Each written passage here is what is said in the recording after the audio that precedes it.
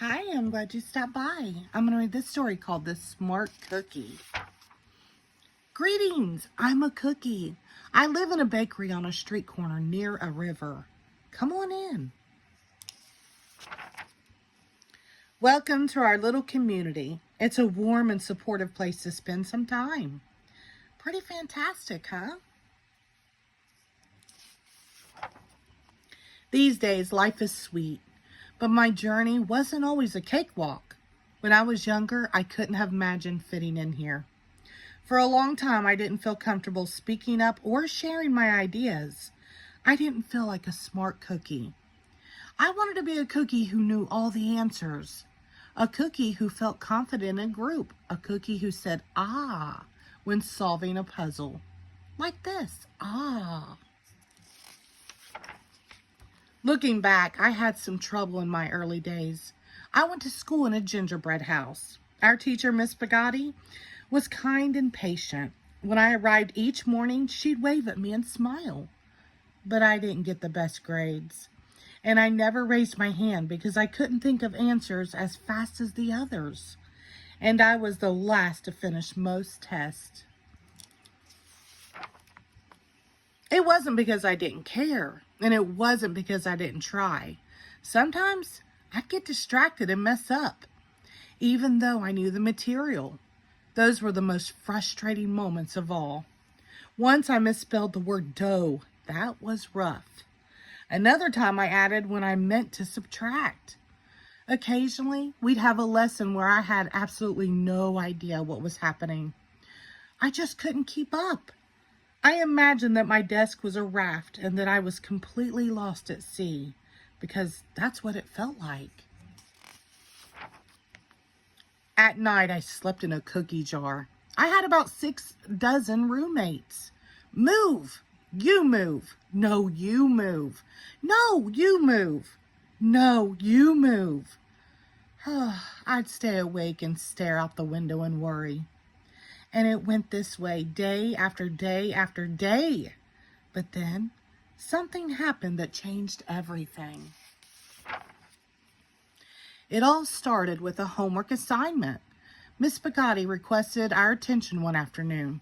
Tonight, I would like you to create something completely original, she announced. It can be anything you want. Please bring it to class tomorrow. That was it. There was no further instructions. Miss Bugatti winked at me as I gathered my belongings. I felt like I had a million butterflies in my stomach. Create anything? Something original? Due tomorrow? Nope. When I got home, I immediately went to work. At first, I tried a cooking project. The results were half-baked. Next, I tried to hammer and nail something. It splintered completely. Then I tried making a sculpture. It was a complete bust. I wondered if I was about to fail yet another assignment. I was stuck. I stared out the window and watched the rain hit the river. There was something mesmerizing about the water, how it moved in such a chaotic way, swirling around and around, yet ultimately figuring out exactly where it needed to go. Suddenly I had an idea. I decided to write something original, a poem. I came up with a title based on how I'd been feeling, my crummy days. After that, the rest of it seemed to fall into place. I wrote and I wrote. I lost track of time. An hour went by in a flash. I said when I finished. I couldn't sleep that night, but it wasn't because I was worried. It was because I was excited. I felt like I had really accomplished something. I felt smart. The following day, Miss Bugatti asked volunteers to share what we created. One kid showed off his original frosting art. Another kid revealed her sprinkle distribution machine. It was neat seeing how everyone was good at such different things. Finally, Miss Bugatti turned to me. Would you like to share anything, she asked. Gulp, I gulped. I thought I'd probably crumble under the pressure. but I made my way to the front of the classroom. I noticed my hands were shaking. My mouth went dry.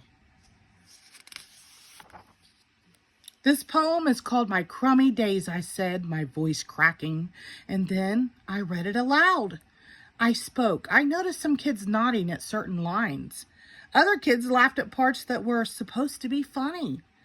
As I built toward the finale, I felt myself becoming more confident and animated.